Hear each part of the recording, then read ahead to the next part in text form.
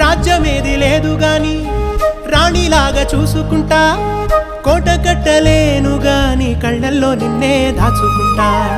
రాత ఎట్లా రాసి ఉన్నా ఆ మార్చి నీతో రాసుకుంటా. స్వర్గమంటూ ఉన్నదంటే అది నీతోనే ప్రతిరోజు పంచుకుంటా.